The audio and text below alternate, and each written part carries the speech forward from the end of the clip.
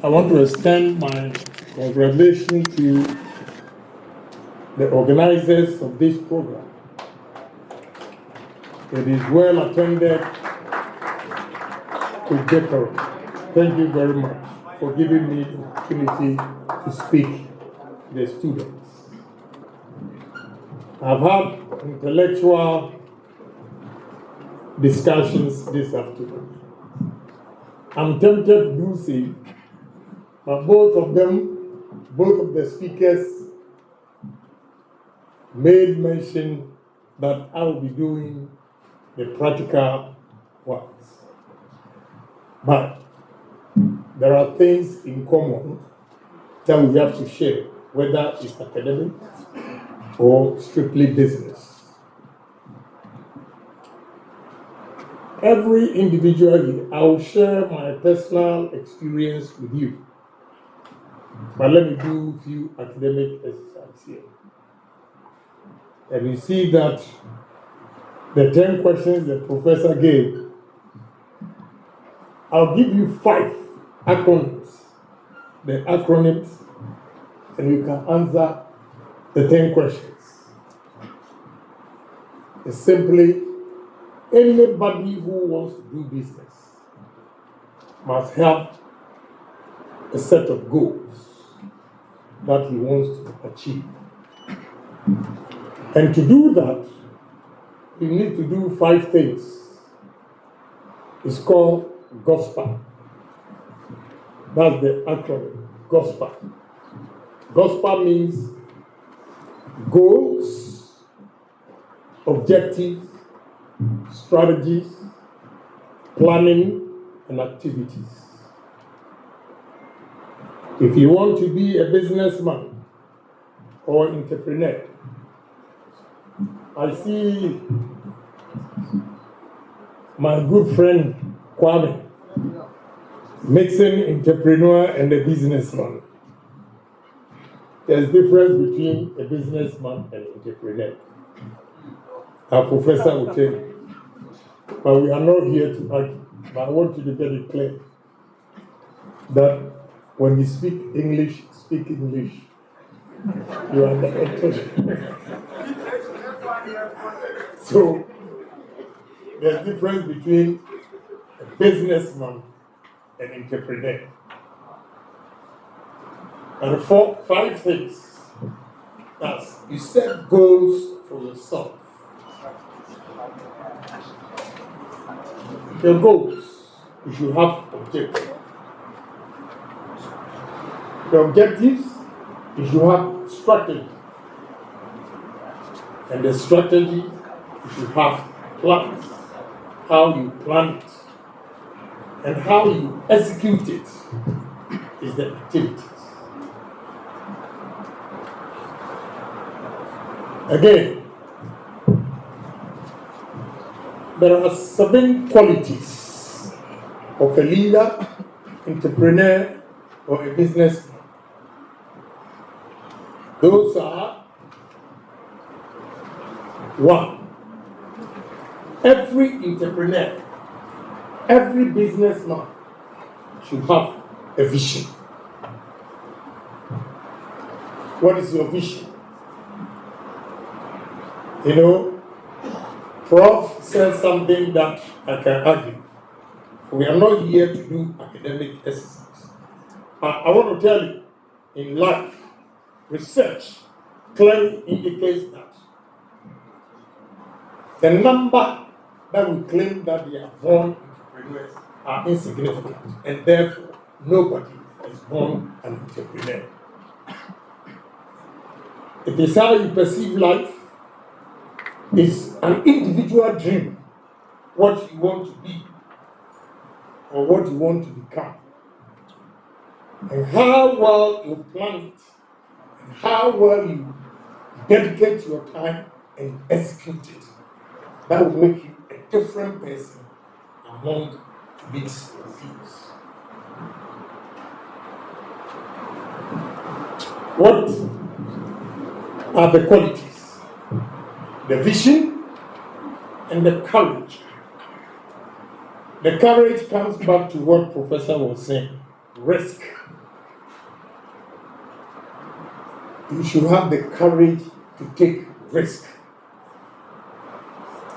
If you have fantastic idea and you are thinking or afraid to invest your savings, then you can never be an entrepreneur. Therefore, you should have courage and take the risk. 3, integrity. Integrity.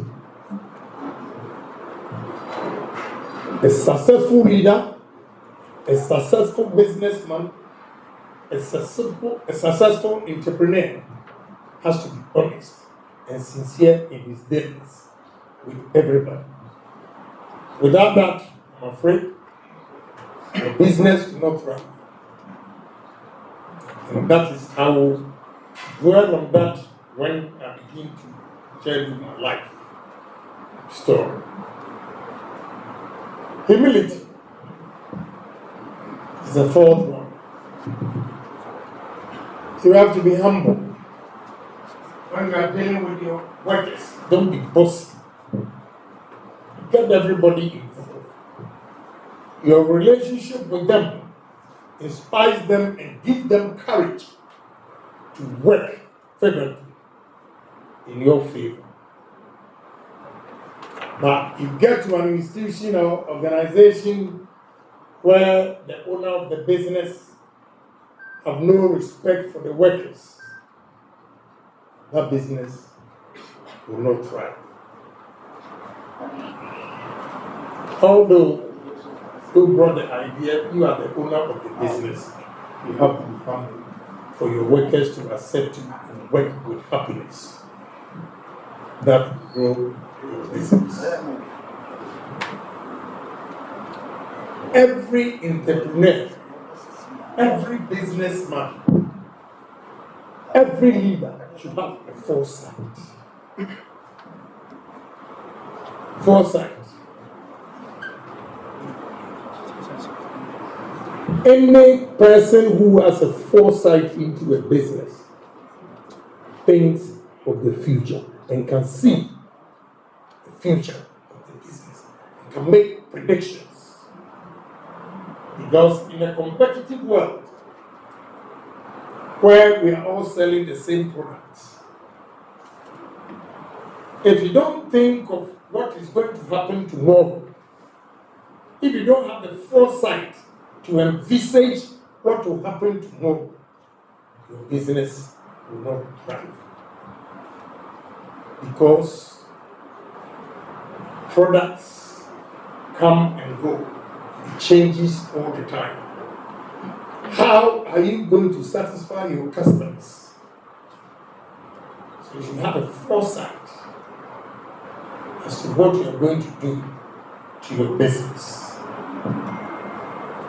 And cooperation is the last one. The 7 qualities of a businessman or entrepreneur or a leader is cooperation.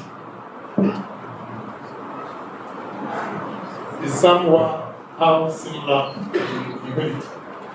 Anybody who is humble can incorporate all workers, the team from the top to the production line.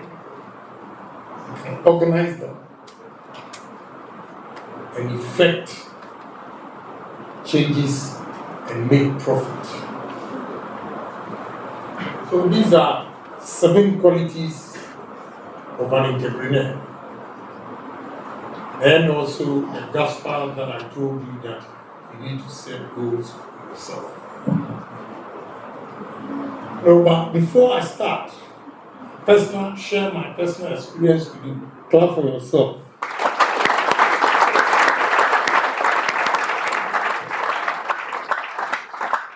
Students that have traveled far, University of Energy and Natural Resources, Kwame Nkrumah, University of Science and Technology, College of Health, Yamfo, University of Mines and Technology, and Catholic University of Ghana.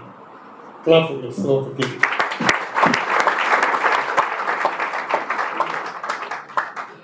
tells you you are a dreamer. It tells you you have foresight. Today, I've performed 2 functions.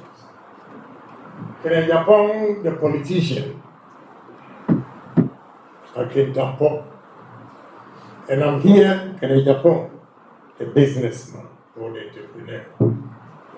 Combination of both. Why I ask you to clap for yourself is that, 1, you want to better your life. That is why you've come here to listen to me, share experience with you, and if you can also incorporate that into your thinking or your vision. You have colleagues, students who are doing other things which they give priority to them. But you are here because you want to improve your life.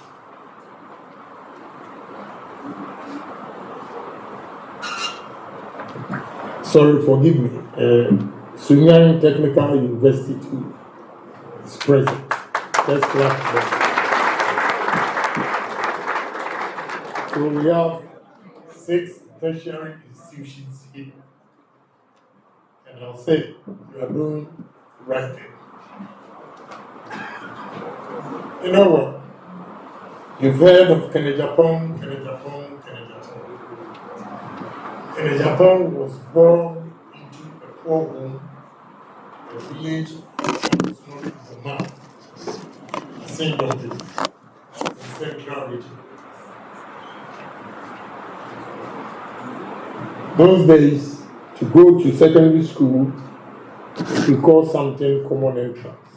You have to pass before you can go to secondary school, SHS.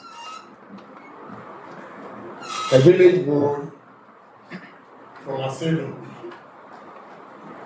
I went to Absado College. Santa. Oh boy. Yes. I went to Absado College, and with my chop box and trunk. That time the road was bad, it was so dusty, rough. So when I got there, I could tell that this guy is a fool. My hair was brown, and I everything. So one senior looked at me and called me, "Hey, come here." I went to him, and he asked me, "What is your name?" I said, "Kwame Agyapong." "Where are you from?" No, I did not even say Asindom. As for Asindom, it's worse. So I said, Simfusu. I said, "Where is Asimfusu?" A foam. They were teasing me. In the classroom, you guys are lucky. I went to elementary school, what we call SAR7. 10 years elementary school before going to secondary school to make on me. At the age 16, meanwhile, this time, I have a daughter who graduated from Johns Hopkins University at the age of 17. Amen. And that time, at age 17, I was in secondary form 2. So I was at the back. So any master who comes, like history master, maths, English, whatever, will first introduce himself and ask each of the students to introduce himself as well. So when it gets to me, I'm at the back there because I was tall. I have young boys, some are 12, 13, 14, and I was 16, so you can imagine. And they were from preparatory school, Morning Star, Association, Radiant Way, one. I didn't know. I'm from Asindom, early middle school. So the master who called, "Yes, the gentleman back there. What is your name?" And all the young ones will just turn and look at me and shout, Kwame Agyapong, Efumo, Anu Blofu Cheme. We will laugh. But I had a purpose, and I knew why I was there. You know, I couldn't speak Ga well, and still I don't speak Ga well. But this one I understood. You know, you get Asia and you visit girlfriend, young holy child, Western girls, agri mix, national mix, and some will travel as far as Infantiman to go and chase women. And when they come back, they tell their story, shaking all the body. Today, chicken, phone, associate the mole, and they'll be talking. That time, I'll be washing seniors' clothes. I didn't have a chance. And again, you need a spotless white shirt to go to Holy Child or Wesley Girls to talk to a girl. I was from poor family. How am I going to get that? So I didn't even bother. And even the English, when you meet the woman, you have to think of what you are going to say. You construct it in your head before you voice out. So I wouldn't bother at all. I will continue struggling. And here we are today. I can tell you, that poor boy from Ascendo can proudly say that this time there is nothing that will go on in an Islamic group that can not be involved. God has done his part. I have also done my part.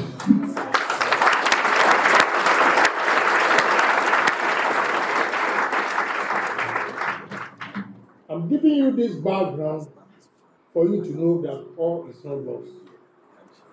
There is hope. There is hope. And I said this at Pintampo. A man called Benjamin Franklin said, great hopes makes everything possible. Benjamin Franklin said, great hopes make everything possible. So you have to challenge yourself. Have hope. Have confidence. Say to yourself, what any man has done, what the white man has done, what Indian has done, I. Mention your name. I can also do it. And that's the beginning of your entrepreneurship. When you begin to challenge yourself that all things are possible. If Mr. A has done it, I, Mr. B, am capable. So you first need confidence, courage, no intimidation whatsoever. But in this world, if you succeed in business, first cardinal principle is hard work. Second, honesty. If you're a hard-working guy, what do I mean by hard work? We're going to complete our education here, and the standard hours for every business is 8 hours. You will have a job, and 8 hours, you go home. The salary for 8 hours cannot make you survive with your new girlfriend or boyfriend. So what you have to do is to take another job, second job. If you're going to work another 4 hours, you save that money. So we come to the word savings. Typical example is here. You are here. Parents give you money to come to school. What you have to do is simply live a subsistent life and do not keep up with the Joneses. The Joneses, if you don't understand what I mean by that, is that you might happen now, a poor boy like in Agyapong, God has blessed my children. If you see my children wearing Faragamo or Christian Louboutin, and you say to yourself, that lady is laughing here, Fendi, Chanel, then you also say, oh, because Agyapong's daughter is wearing Faragamo, I'm also going to buy Faragamo. That is keeping up with the Joneses. You don't need that. Save your money. And no matter how small your income is, if you are not married and you are working, save 70% of your income. How are you going to do that? Especially, this goes to the women. The women, they always want freedom to get boyfriends. So after college, instead of staying with parents and saving money, because when you go out there, the most expensive thing you're going to do, that takes about 30% of your income is rent. So any lady who will say that I want to go have my room or apartment, you are foregoing 30% savings. For when you move from your parents' house, you have to cough that 30% to pay your debt. So if you earn 1,000 cedis and your rent is 300, if you are staying with your parents, you don't want them to disrespect you. So at least you come home every month, you give them 100. You save 200 for rent. Now if you leave home, because you have a new job, you leave home, you are going to pay 30%, which is 300. And the rest of the income is 700. How much are you going to save? So it applies to the gentlemen too. Maybe I should have started with the guys. Or they want women. They are in a hurry to get girls. But if you don't save, trust me, if you don't have money, the women will come, they look at where you live, and they put up some attitude. It means you are nothing to write home about. You have to find another.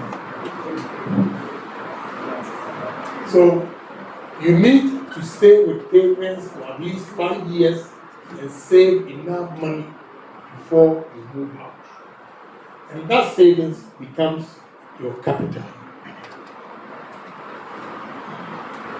The lawyer will tell you, our honorable member here is also a very good entrepreneur.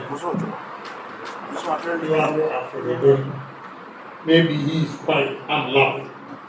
That's why you don't hear his life is very good. In life, to succeed in life, the most difficult thing to get is capital. That is why I'm stressing on savings. When you save and you have enough capital, or you have certain amount, you will have a dream to establish a factory. Don't go big. Start the business small and grow it. And one day, you ask yourself, am I the same person? Because the first question people ask me, those who don't know me, ask, how did you make it? I told them, savings. I'm here to tell you my story, to encourage you, to inspire you, that you can be somebody. Say to yourself, I'll be somebody. I'll be somebody. Because if Agyapong, I was walking on the streets. Every vacation, my mother was selling on a table in front of us, Mr. Nonko's shop. I'll go and collect some of the items on a board, go around and start shouting. Go around. Yes, pick a chocolate, tatra, nazet, yes, roll. Yes, pick a chocolate, tatra, nazet, yes, roll. So what makes you think you cannot do it? A PK seller. I have Rolls Royce, I have Bentley, I have Maybach.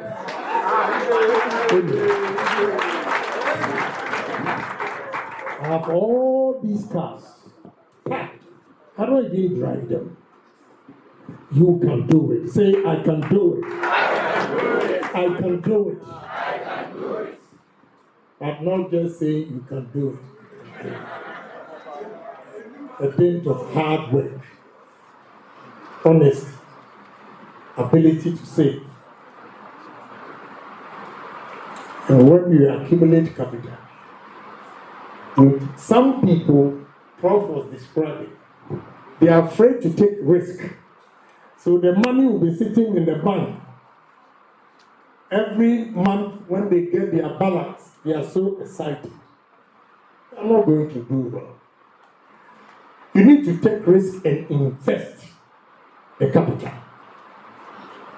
So investment, that's where you take the risk and you are different from other colleagues who are looking at their bank statements every month, thinking they have money. Because they are comfortable to be civil servant for the rest of their lives. And I know those of you here, they want to be civil servants. That's why you are here to listen. You want to be owners of businesses. You want to be CEOs. You want to be captains and giants of industries. That is why you are here. And that makes you an exceptional human being. Clap for yourself.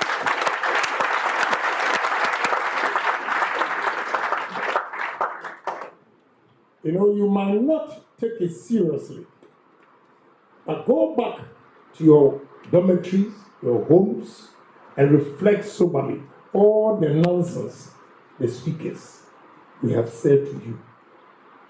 And you see that in real life, it makes a lot of sense.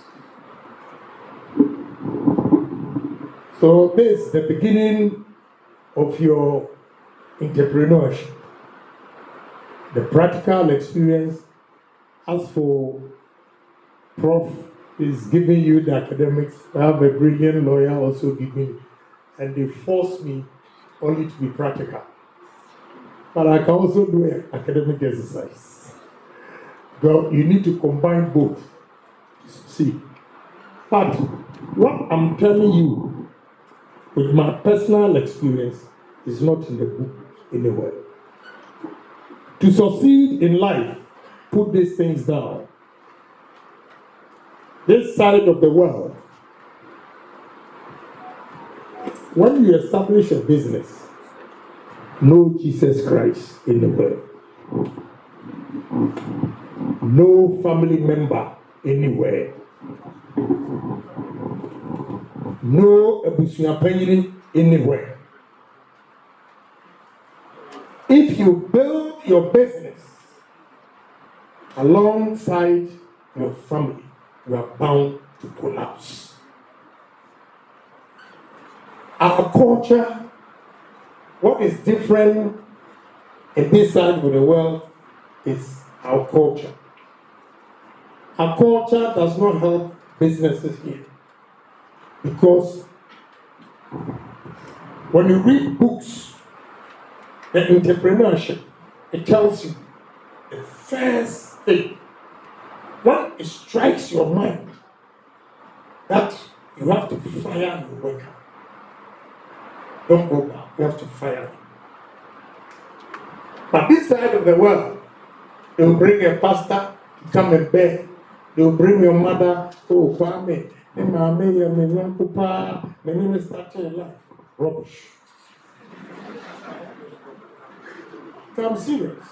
Because businesses have collapsed because of our culture. You can go to Harvard, you can go to Yale, you can go to any of the Ivy League schools. The culture and the mindset of Ghanaians, our attitude towards work is not taught over there. This you acquire through experience. That is why I'm sharing with you. If you want to be a different person, then please try and do away with culture. What we can do for your family is that you build your business, and when your mother needs you, put her on a salary and pay her just like you pay your workers. Your brother, pay him, same. Leave them out of your business because they will collapse your business, and you that toil to raise capital to establish the business. Anytime there's an issue at home, you are the first to be blamed and not the one who squandered your money. You, the builder, you are always at fault because family members think you are rich and therefore you are entitled. That entitlement is not in the books because a white man doesn't think you are entitled, and therefore if you make a mistake in his business, he's not going to fire you. He'll fire you. So you guys, the culture in this country does not help our businesses. One academic exercise that I forgot, let me go back to it. The challenges of you and all of us as Ghanaians is access to capital. And you are fortunate that Professor has a link to help some of you to get capital. Access to capital is our challenge in this country. Why do I say that? We can equally compete with Indians, Lebanese, Chinese, and every national. But we are not able to do it because they go for loans at a lower rate between 4 to 5% to come and establish business, whereas we Ghanaians go for a loan at a rate of 35% and up. How can you compete? I just took over a company. So the 7,000 now, first March, I'll add 300 workers to it. I took over a company. They do bottling, sacks, and all those things. I'm going to compete with Indians because they have monopolized that sector.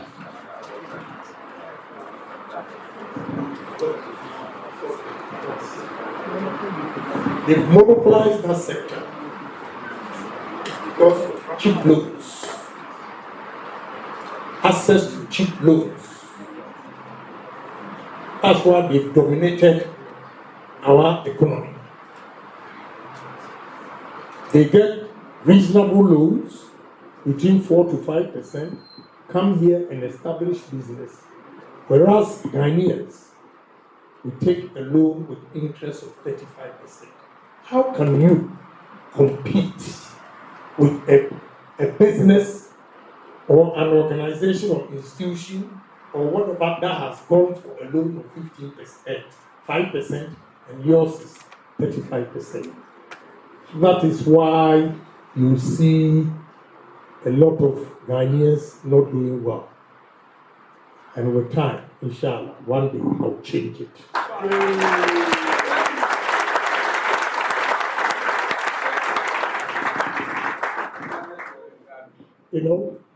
So access to capital is our challenge that we need to address.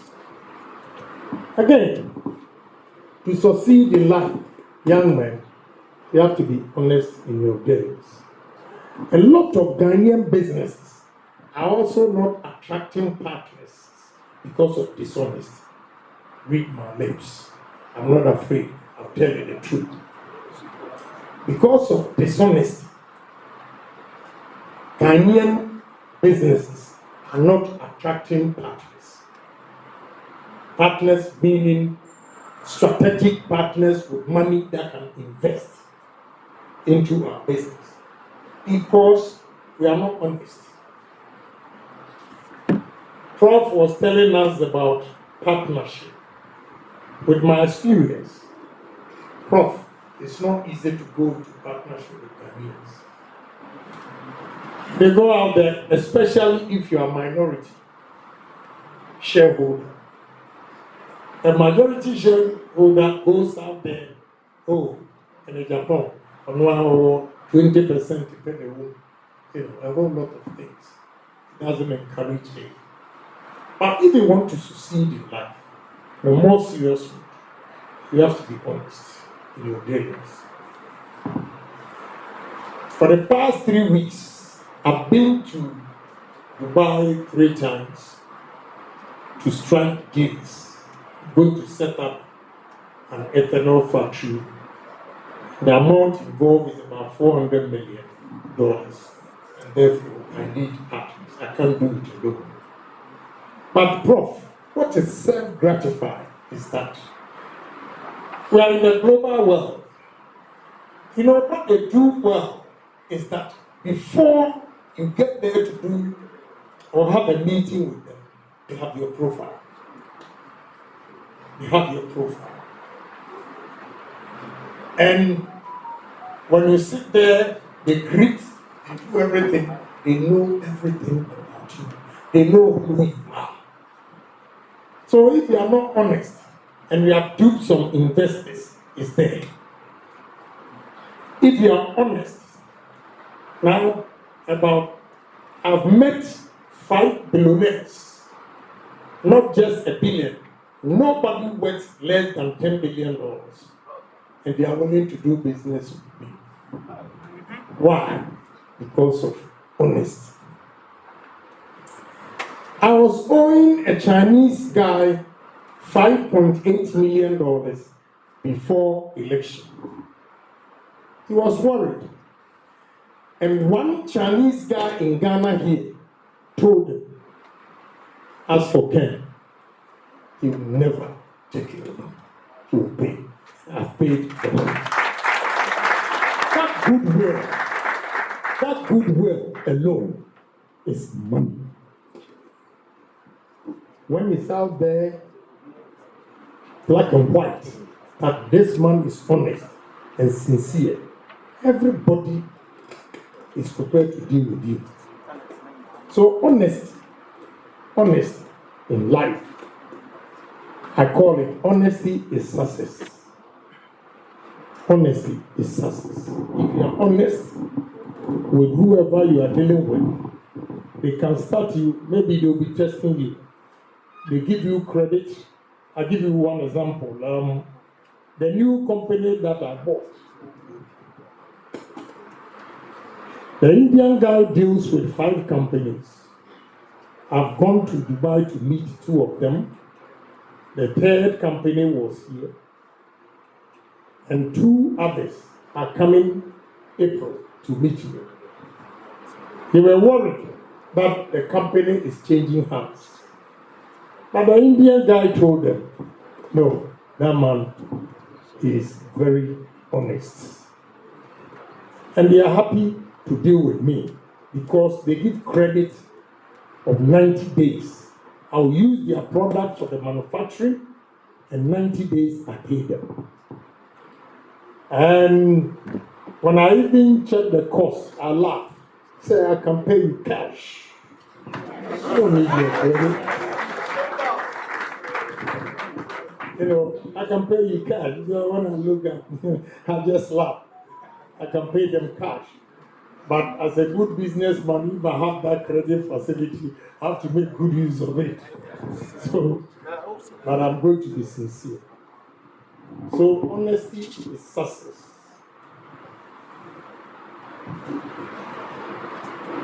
Then, when you are investing,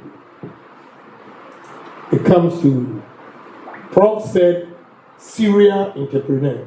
Honestly, this investment, my position was just social entrepreneur.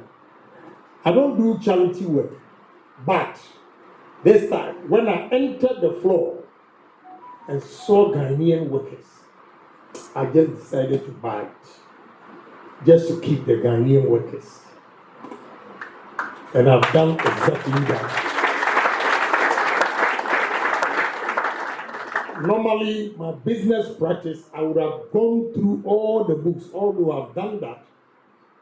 Because of Ghanaian workers that I saw in the factory floor, factory hands, I just gave 50% of it. No, I gave him 70% of what he's asking for before I even started going into his books. I was not serious, I was not anything. This one was social. But trust me, I'll turn it around. So young men and women here, I know the place is hard. I'm talking too much. I would have given you a lot of details. But first thing you need is hard work. Second, savings. Third, the honesty comes before the savings. But the savings come before honesty, because if you don't have the savings, you can't do anything. So hard work, savings, capital, investment, honesty. These 5 thematic areas, if you follow it, you excel. You'll be a different person among your peers. You should always have the drive. Ask me, how did you make it? And I'll tell you. Me, my success, I always turn my negatives to be positive or blessing. Because I succeeded in life because of women who disappointed me. I don't feel shy, I'll tell you. I had the brains all right. The economics, girls, vacation and when they come to my house, they become so disappointed and they leave. So one day, a girl dogged me and I told her, Janet, one day I'll be somebody.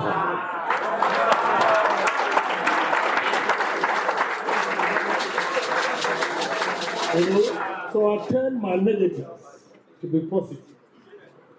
And one day, it came to pass.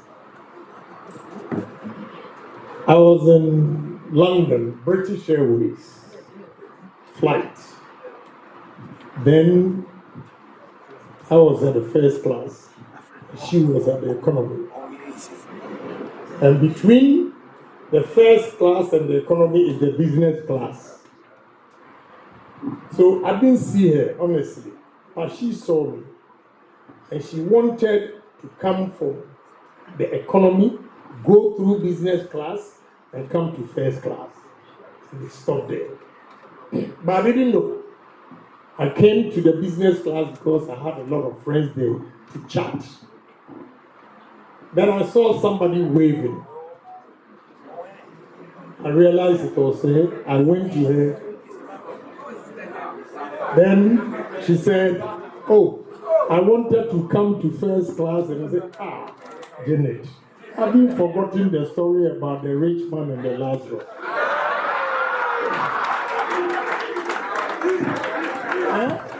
You are not coming from economy to business. You are jumping business to first class. It never worked. I told you, one day I'll be somebody. You know? So they dogged me, because I was from poor. I said, I'm never going to be poor again. So I made sure I saved a lot of money. And it's possible. Look, let me tell you, in Germany, I was washing plates at a restaurant, and I had another job, the supermarket, ProMart.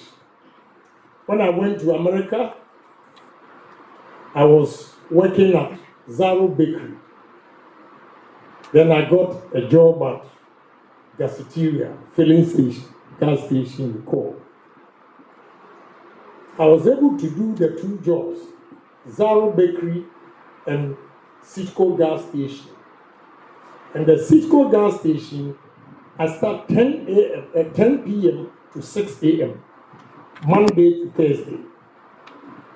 Then Friday, 10 p.m. till Monday morning. And I was making $285 from gas station and $120 from my main job, which is the bakery. But a combination of the two, a guy with no green card that time, making 400 and change was a lot of money. That time, the Ghanaians who were citizens were working at hotels, Waldorf Astoria, Hilton, and all those things. And sometimes they come back home 8 hours, drinking Old English, or 45, Budweiser, and all those things. That time when they were drinking Budweiser and all the cold drinks, I was working at the gas station. I saved money and I bought my first taxi. And that taxi, every day, I saved $100. Every month, I made sure I saved $3,000. That time. Then I'll go and buy another used car, partition it, because if you don't do that, somebody will kill you, bulletproof. Then insurance, everything, $3,000. And I'll give it to another driver and demand $40 a day. In 8 months, in 7 months, I had 8 taxis. Wow. And in 7 taxis, they were paying $280 a week, multiplied by 7. And I was saving $100 a day, 30 days, $3,000. That's where I bought my first house for my mother at East Legon, Ambassadoria Enclave.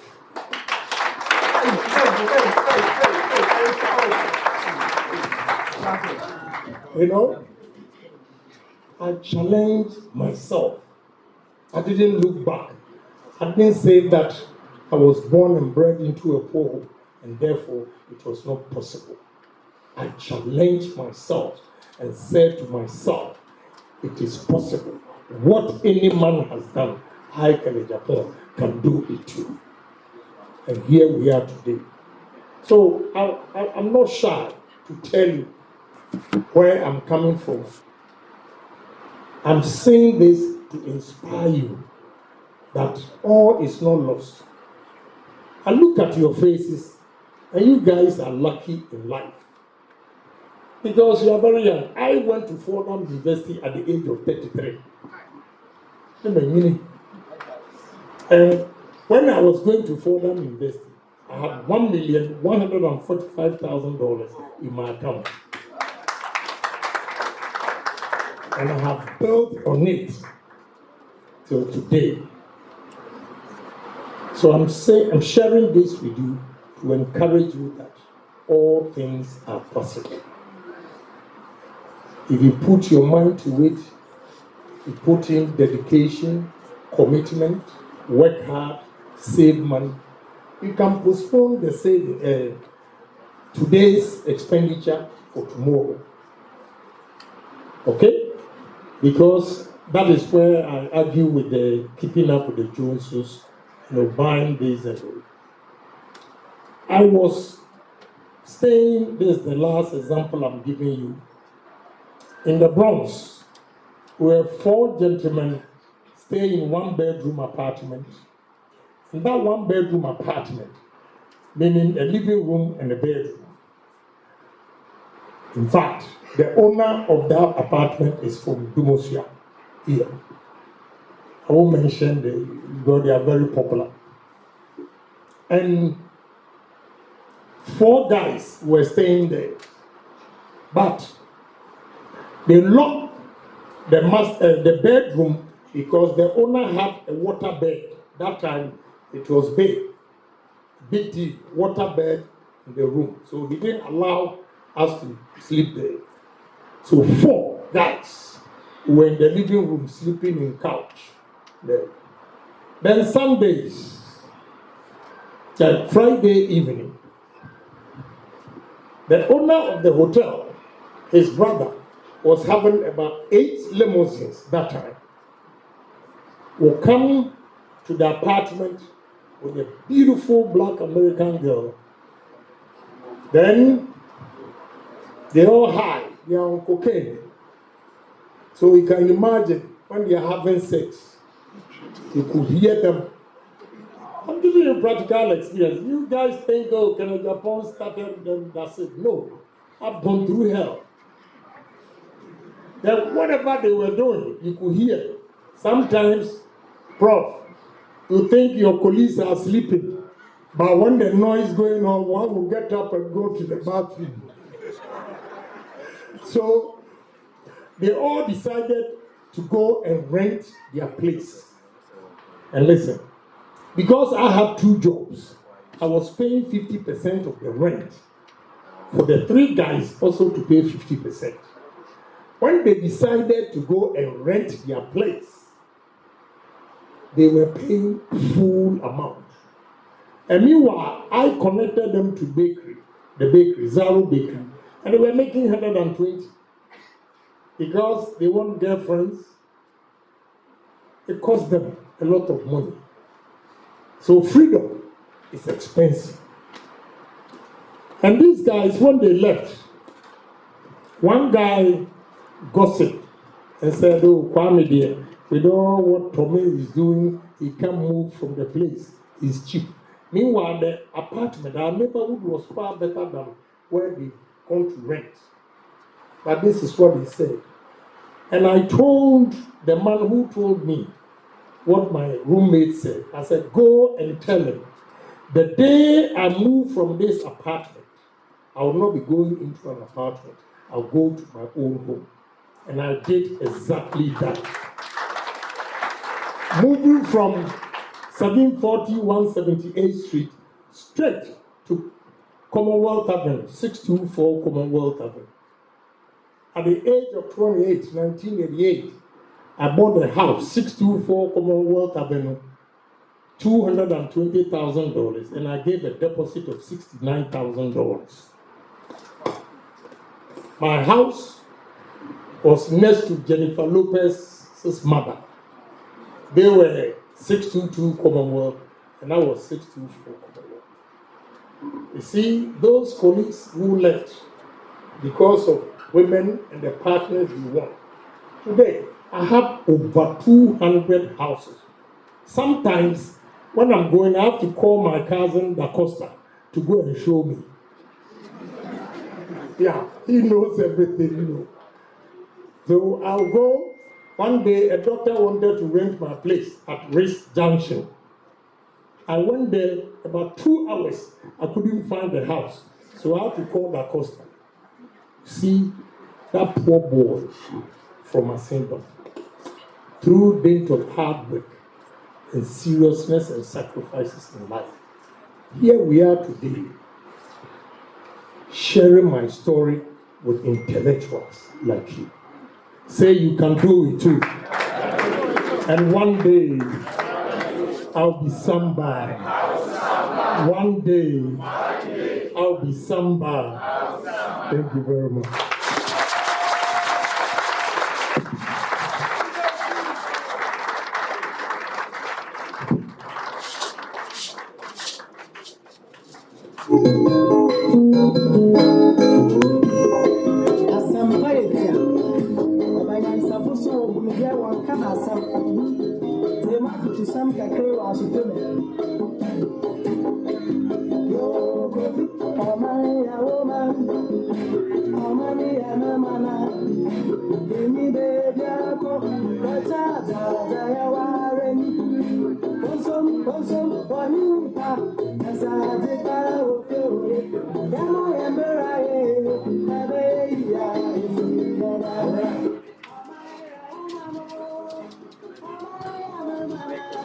Another round of applause for our keynote speaker, Honorable Ken.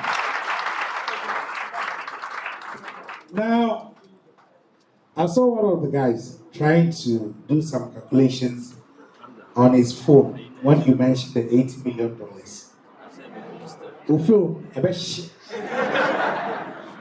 Phone now was a yam now was all the boss I figures, no. Oh, calculate the abacities ma and coso. She says, and yet 8 million Ghana cedis. $8 million. But one day you can be. Now, I was wondering, and I was he was selling. Yes, PK, chocolates, that's right, Rob. Is that a combination? Yes, PK, chocolates, Tatra, Blade, Nazareth, and Rob. Okay. PK and chocolate, they are all confectionaries. That I understand.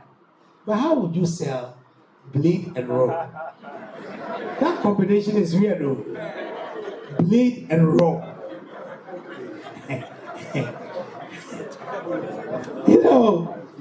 Anyway, Honorable, thank you so much. But my take home is what we call the GOSPA. He mentioned the GOSPA. The G is what? Goal. The O is what? Objective. The P? Aha. You are brilliant. A round of applause for yourself. Yes, it means that you've been able to memorize everything here. We thank you so much. And you also talk about discipline, hard work, resilience, savings, capital, and investment, and above all, honesty. Now he said honesty is success.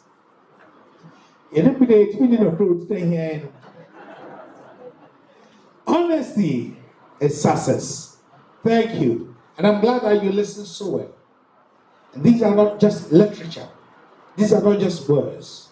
If you're able to practicalize them, one day you shall be somebody. Now, Honorable came along with a huge team. Now, Armstrong was supposed to do that for me, but we also have here Honorable Alfred Obin Boateng. He is the Member of Parliament for Bibiani Anya Bekwai.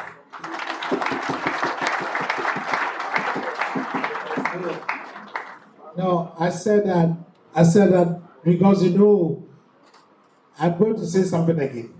All right. He said I should call him the former Member of Parliament for Bibiani Anya Bekwai. But we know that 2028 he is coming back because one day he shall be somebody.